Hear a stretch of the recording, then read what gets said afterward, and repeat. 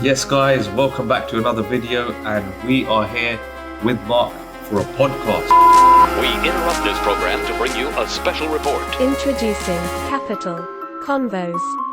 Now, we're going to be doing this very, very regularly. In fact, probably every week, along with our other videos as well. Just depends on when the boss man right here, how often he's free. But as time comes along, we'll also bring a couple more guests on board as well. You guys will get to see the insights of other people's lives. And this is just a quick general conversation that we're going to have that you can pick up from a lot of points. There'll be quite a lot of value being provided in this as well. So we have the main man here, Mr. Mark, who's going to introduce himself. Okay, so I'm Mark Fraser. For those obviously who don't know me, me and Ads, we met online on Instagram. We've just been pretty good friends since then, to be fair. We obviously share a lot of interests, so that's probably why we got on pretty well. And we're just going to obviously start the podcast. It's actually probably my idea, but although I know Ads wants to actually do a podcast as well, I thought it'd be pretty decent if us two could do a podcast together and just give value, I think, a lot of value. So we're going to go straight into it. How did you come about, getting into the current sector that you're in? So obviously I found everything online, as pretty much mostly everyone did. I was on Instagram. I think I was at uni at the time, and I pretty much saw an advert of Lack. And obviously he was showing his lifestyle, and it looks pretty good. And I pretty much joined his signals company, and obviously I done okay, but I mean it is what it is. And then I moved over to IML. And their education is pretty decent. But then I obviously found that they only gave me a certain amount of knowledge. So they obviously gave me a great start. And then I just pretty much move on to self-learning and pretty much asking around. I feel like the more you ask around, the more you're actually going to learn. Because obviously you can only learn so much from so few people. You have to actually look around for more. And obviously I moved over to that. And then I just pretty much started my own mentorship with that. So obviously I'm going to be trading for two years and 4 months. So I mean it's gone pretty well.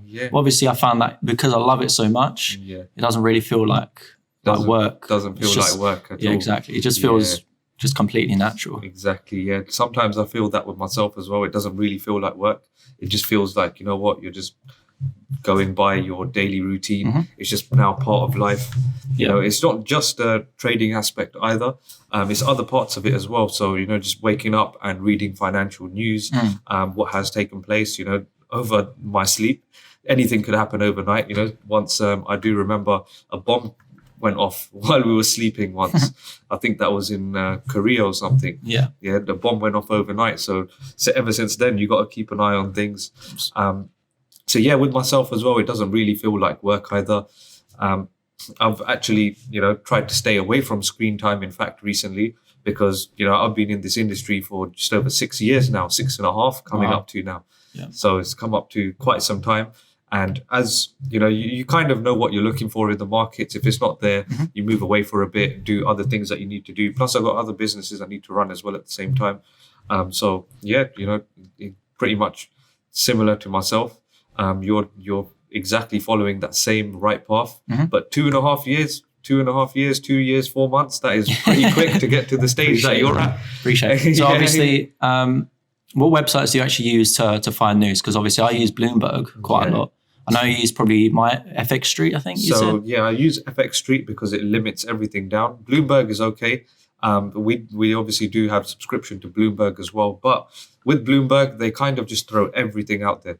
You kind of have to filter through everything to understand, decide exactly what you are, what kind of stuff you need, for the next trading day or for the next few hours, or what could be in effect, what couldn't be in effect. Whereas things like FX Street, also FX Book as well, give out a lot of news. There's also Business Insider that usually helps out, but that's more to do with stocks. That usually helps out, but because obviously, if stocks are booming, and depending on which country they're in, mainly the US stocks are like the greatest in the world anyway. The top 3, Apple, Microsoft, Google, things like that. If those are booming, most likely the US dollar will also be booming. The US economy will also be booming because, they're providing a lot of jobs. If they're doing well, it means they can pay their staff more, and those staff are also paying taxes towards the country. Yeah, makes Don't you sense. agree? So I mean, obviously with the stocks aspect, Yeah. what I was reading around is, well, what we find is obviously you've got all of the people's investments into the stock market anyway. So, you know, you've got the pensions and stuff in the stock market. So obviously what I found is when you see a big boom, like you said, in the stock market, obviously when people's pensions are also rising, that's obviously going to be great as well. Yeah, you know, I agree with that as well. You know, as people do get more pensions, as people like have money to stack up, the first place they decide to go is firstly, or there are a few places actually they decide to put their money. Mainly people prefer brick and mortar. You know, let's buy a property, let's invest in a property, let's do something like that. That will grow over time. Other people invest in gold. Some people are a little more riskier who would rather invest in stocks, would give them a slightly better return on their investment. I think, as we know, it's slightly more riskier though. So they could end up losing also some of their investment. And then people go like us, a bit more of the riskier ones, go into crypto. Okay, so yeah, what's obviously your views on crypto at the moment? Because I mean, personally, I don't look into as much as you do. Yeah. I do have a few XRP at the moment. I'll probably need to buy more before obviously the ban, but we'll get into that later on. What's obviously your views and how did you actually get into? So I actually got involved in crypto through a friend. He was telling me about Bitcoin back in 2014. And I don't know, I didn't really believe him. And he was like, he just kept going on, like, trust me, this is going to go up. This is going to go mad. Look how much I've grown already. And he had only been invested in it from a year before, so 2013. And his crypto portfolio grew like 4 or 5 times in that period. So I decided I wasn't earning that much money at the time anyway. So I put in what I could at the time. And then I think about 6 to 8 months later, I invested when it was in pounds anyway, about £300 to £400 per coin. Wow. Yeah. Then it went up to about 800, which means I had doubled every bit of investment or every bit of money I had put in. We couldn't believe it. We were like, you know what? This is the best investment out there. Why does nobody know about this? You know, why does nobody invest into this? What's going on here? Then it hit 1,000 and we couldn't believe it. Literally, we were blown away. We could not believe it when we saw those 3 zeros. Yeah, that Bitcoin was at that price, £1,000 per coin. We were blown away, literally. We were like, come on, that's like 3 times your investment now. Yeah, that's better than anything out there pretty much, you know, unless you're going like towards ICOs and IPOs.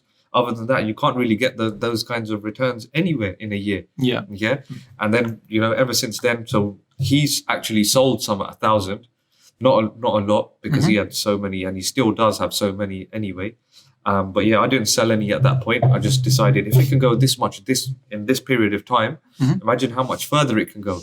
And then recently we've seen like 10,000, 20,000, well, $20,000. I think in pounds, the highest it hit was about £16,000. And when it hit actually in 2017, end of 2017, it started coming up to £10,000. And that was the first time it actually hit there. I started to sell some and, you know, enjoy a bit of life, put money in the right places. And still obviously holding quite a bit of crypto as well. But since then, I did start to diversify. It was actually when the crypto crash happened, I think April 2018 is when I put all my coins from the diversified coins back into Bitcoin, Ethereum, and Ripple only. And I decided, you know what, I'm just going to choose these 3 and I'm just going to stick with these and that's it. So those are the only 3 coins I'm holding. Any new coins that come out, I haven't invested in. A lot of people tell me about, you know, so many new different coins as well. I haven't really invested into it. I'm just happy with those 3. The way they're going should be very, very good. But how about yourself? I mean, I only heard about Bitcoin in December 2017. It's like back when it was right near its peak. I mean, I wish I invested in earlier because I did slightly start to hear it back when I started in uni in September time. So I thought, because obviously you don't really have, at the time I didn't really know about the crypto kind of world. So it was like a really big risk to buy like a coin for, I think it's at the time, maybe 3,500, 4,000 for a coin. So I mean, I could have bought about 2 or 3. But obviously to me personally, I didn't really understand it. So I didn't want to do that because I would either risk a lot and like could gain nothing. And then that's like everything gone. Or I could just not invest anything. And if it dies, then it's not really an issue because I haven't invested anything. But obviously, at the moment, Bitcoin, I think it's trading around $13,000 a coin. Yeah. What do you think about that? Do you think it's going to go a lot higher, past So I 20,000? I think now all the volume that could have corrected itself has done so. So as we went up in price very fast, we also came down in price very fast. And then ever since then, people have been gradually investing in slowly holding certain points of crypto. But not just that, even recently, there's been more developers on the crypto platform, on the Bitcoin platform. There's been a lot more miners involved. So many miners now that they've have to split, the amount of coins that they're giving out as well. But that's all built into the algorithm by Satoshi when he created the coin.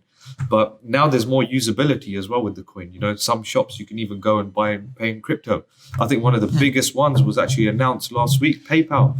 What do you think of that? Yeah. So that's when it boomed. Yeah, massively. That's when it boomed. It crossed £10,000. And now it's currently, it's around 10.5. So what's your prediction for the end of the year? What do you think it's going to trade around? If we look at pounds, I think we could actually end up going up another £3,000 to £4,000 by the end of the year. Obviously, we're not too far from the end of the year. So that's about $6,000, maybe $6,000 to about another $6,000. So what would that be? Work out the price in dollars. What would that be? About $17,000? Yeah. Yeah, definitely. I reckon it could hit that. And when it came to crypto as well, I'm a bit conservative.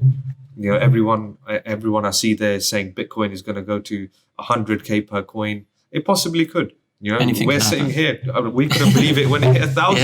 Anything can happen. Yeah. Anything could happen. You never know these cryptos. Anything could really happen. So, 100,000 could happen. But I'm actually seeing the end goal being about 50K per coin.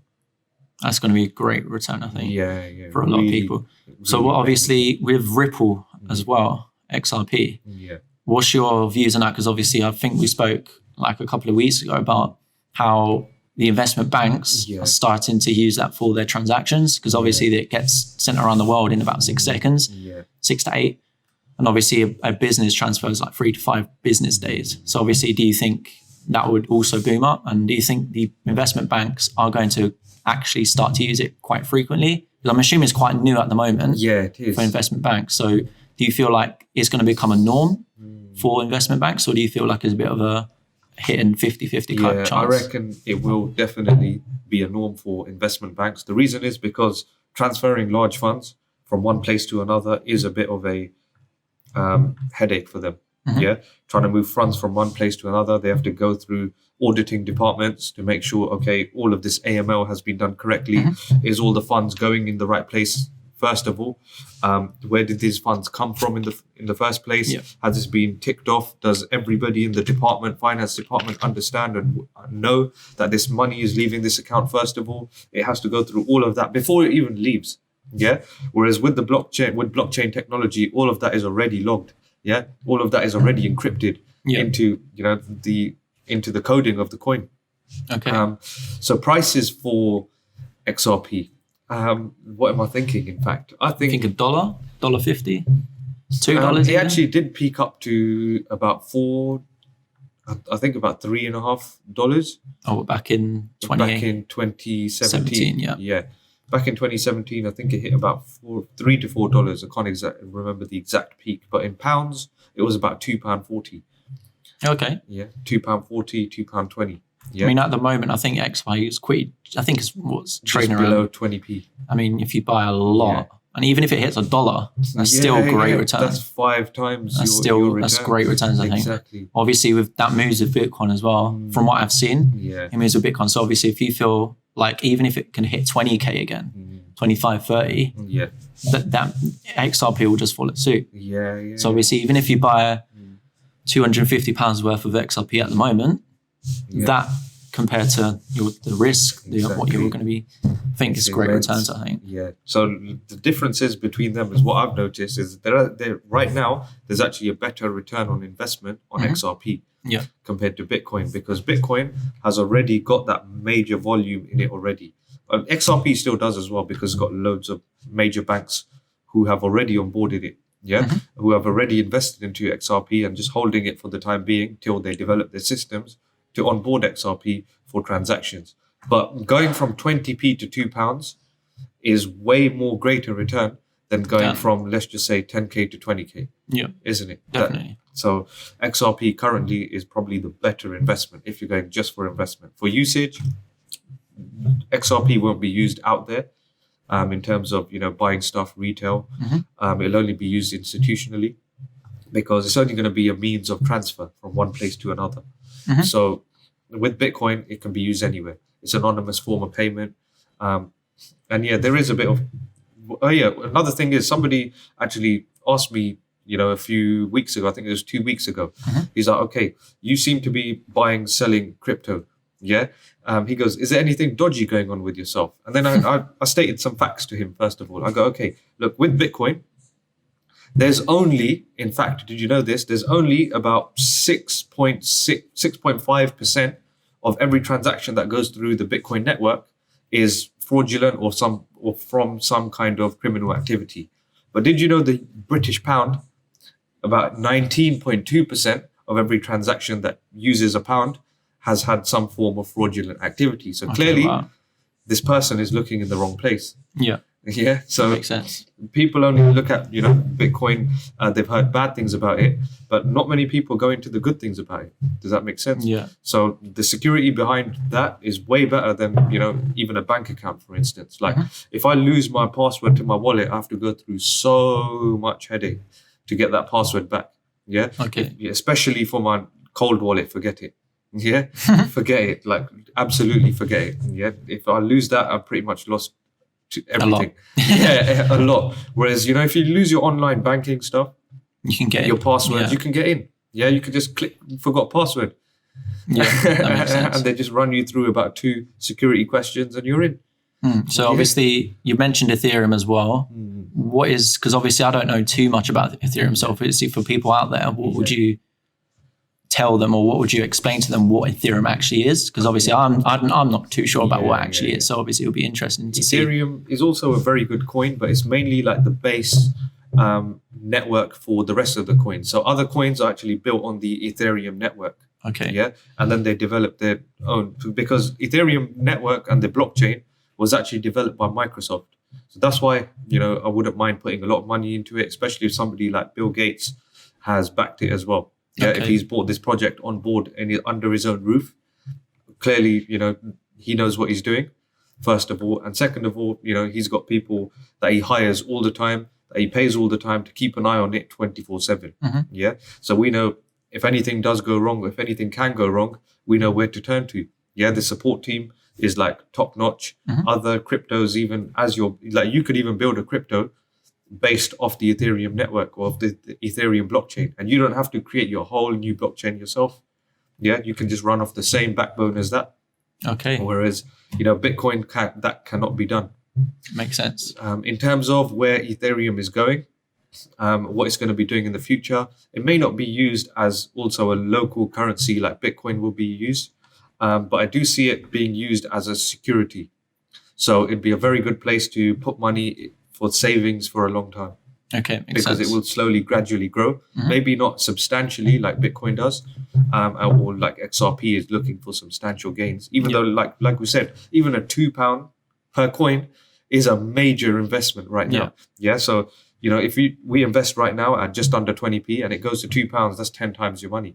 Yeah. With Bitcoin, 10k to 20k, that's only 2 times your money. Yeah. Ethereum could go up to about 2,000 per coin. Currently sitting at around 400. Still, that's a decent return. That's about 5 times the amount you're going to make back. Whatever you put in, £1,000 investment would return £5,000. But give it time. Yeah, Ethereum is not going to go anywhere. It's basically built for the long term. It's not going to crash. It's never going to drop down to zero. Especially, I don't think somebody like Bill Gates would allow it to drop down to zero either. They all have their different uses. They're all going to be used for different things. XRP, personally, I'm just literally using it as an investment. Yeah, only. Like, I don't need to transfer money from bank to bank to bank to bank. XRP, just straight up investment. Bitcoin, I do, transact with a few people across the world as well. They prefer Bitcoin payments. So, I end up sending Bitcoin payments to them. Whereas Ethereum, I'm just going to keep there for the long term. So any money I do return from XRP over the long term, once it does start hitting peaks, and I do start withdrawing from XRP, I won't need to pull that out into my personal bank account. Maybe some of it, but the rest I'll chuck back into, Ethereum, for instance. That makes a lot of sense. Yeah.